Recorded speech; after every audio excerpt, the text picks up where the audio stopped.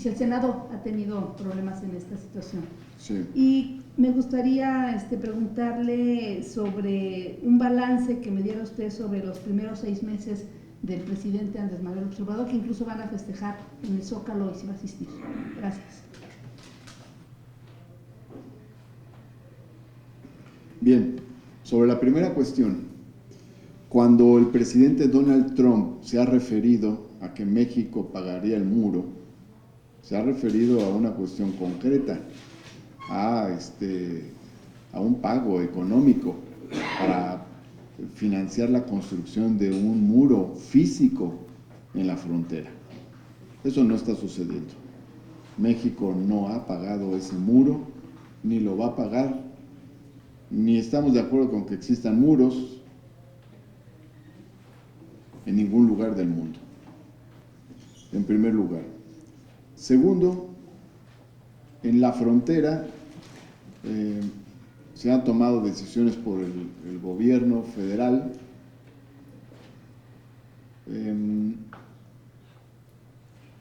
de alguna manera estas tienen que ver en parte con lo que se ha hablado con el gobierno de Estados Unidos en el marco de lo que ya informó el canciller. Y lo fundamental es que cualquier movilización de fuerza que se haga en la frontera sur sea profundamente respetuosa de los derechos humanos. Ahora bien, la propia legislación que aprobó el Congreso de la Unión ya establece que una de las facultades de la Guardia Nacional es movilizarse en la frontera sur.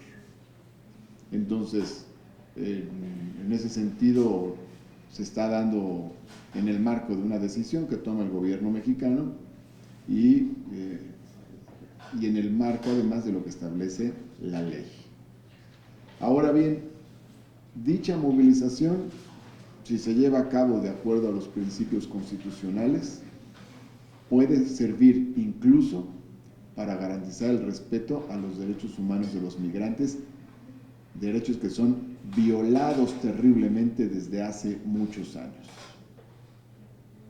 Muchos migrantes han sido extorsionados, saqueados, robados, violados, violadas, y muchos han perdido la vida en el trance del cruce de México hacia la frontera con Estados Unidos. Muchos han sido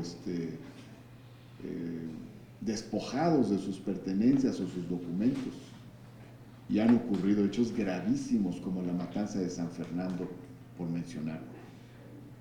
Entonces, la adecuada movilización institucional y de fuerza del Estado mexicano puede coadyuvar al respeto de los derechos humanos en esa zona, para que los migrantes no sean sometidos a la extorsión de polleros o sean asaltados o corran peligro sus vidas. Ahora, sobre el tema del ataque cibernético, necesitaremos más información de la Comisión Federal de Electricidad. Vamos a buscar la obtención de esa información para tener un punto de vista, y no tengo información interna de que hayamos tenido un ataque cibernético en el caso del Senado, al menos hasta ahora. Y sobre su balance de los primeros 6 meses de Andrés Manuel López Obrador, y si va a asistir el domingo a los festejos, como los invitó la secretaria de Gobernación. Nos invitó el lunes. Es el lunes 1 de julio. Nos invitó la secretaria de Gobernación. En efecto, yo espero estar ahí. Tenemos citada la sesión extraordinaria a las 10 de la mañana. Una vez que concluya la sesión, podríamos acudir al evento con el presidente de la República. Será una información importante, útil para la sociedad mexicana. El balance que va a hacer el propio presidente, apoyándose en sus compromisos. Hay un conjunto de compromisos que hizo, y él va a hacer la relación de cuáles compromisos se han cumplido. Ahora, creo que hay muchas cosas importantes en este balance.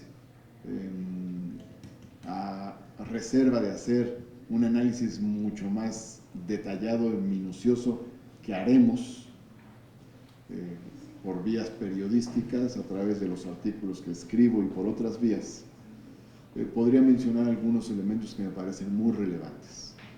Uno de ellos es un proceso de transformación de la propia presidencia en una presidencia marcadamente republicana. Durante este lapso ya no se usan Los Pinos como residencia oficial, desapareció el Estado Mayor Presidencial, incluso con una reforma aprobada aquí en el Senado. También, por otro lado, se dejó de usar el avión presidencial, es decir, hay una marcada transformación que hace del poder presidencial un poder mucho más republicano, más ciudadano, más cercano a la población. Una segunda transformación que me parece importante hacer notar es la de la disminución del costo económico del poder político. Durante este lapso se han dado diversos procesos que se les llaman de austeridad republicana, por lo cual ha disminuido el costo económico de los gobernantes, con la disminución de sus percepciones y privilegios, y además la reducción de aparatos alrededor del poder, es decir, se ha dado una transformación importante en materia de austeridad y abolición de privilegios. En el Senado de la República se aprobó una reforma que está pendiente de concretarse en el conjunto del Congreso, que tiene que ver además con la idea de que el presidente de la República pueda ser juzgado también por corrupción y por delitos electorales, lo cual fortalece esta tendencia a la abolición de privilegios. Y también se han dado otras decisiones, como la ley de remuneraciones de los servidores públicos, que también fortalece esta tendencia y reglamenta algo que ya está en la propia Constitución. Ahora bien, este sería un segundo tema. Un tercer tema importante es el impulso de ciertas políticas sociales universales con el objetivo de que los recursos le lleguen directamente a la ciudadanía. Es decir, que no se queden en las propias redes institucionales, sino que lleguen directamente a la gente. Entonces ha empezado, ahí todavía falta bastante, pero se empezaron varias líneas dirigidas hacia adultos mayores, personas con discapacidad y jóvenes, principalmente, estas tres grandes líneas de acción en el terreno social. Ese es otro de los elementos.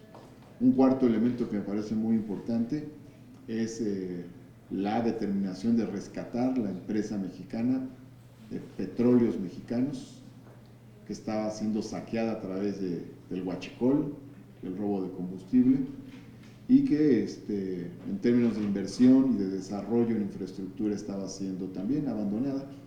Y entonces ahora los éxitos que se han tenido en la lucha contra el robo de combustible, la construcción de el inicio de la construcción de la nueva refinería, es decir, van afianzando una ruta de rescate del sector público petrolero, que ha sido un bastión en otras épocas y que recientemente dejó de serlo. Creo que este es un elemento más. Otro elemento, no sé en qué punto voy, creo que el quinto. Un quinto elemento que me parece muy importante en esta etapa es la estabilidad.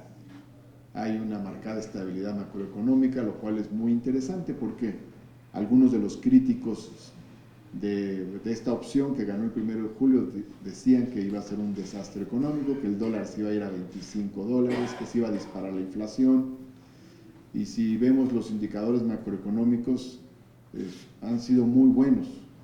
Tenemos una fuerte estabilidad cambiaria, y no solo estabilidad, sino incluso con una tendencia a una moderada recuperación del peso frente al dólar.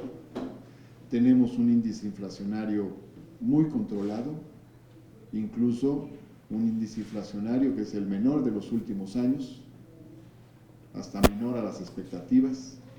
Existe una recaudación fiscal que está cuidando el superávit primario, no se está gastando más de lo que se tiene. Eso es importante. Se ha recuperado la recaudación en el impuesto sobre la renta y en el IVA, con las decisiones que se han tomado y con la confianza que se ha recuperado. También eso es importante. Se dio un aumento salarial que es el mayor al salario mínimo en los últimos 36 años y no se disparó la inflación, hubo un control importante. Hay un índice de confianza del consumidor que se ha elevado también. Hay un indicador importante de crecimiento de la inversión extranjera, tanto directa como en bolsa. En fin, entonces hay un conjunto de indicadores bastante saludables en términos económicos que muestran estabilidad, y este es, diría yo, otro de los logros importantes en el gobierno. Para empezar, apuntaría a esos elementos y ya habrá que hacer un análisis más minucioso de todas las cuestiones que involucran el ejercicio del gobierno. Muchas gracias. Gracias. Señor Juan López.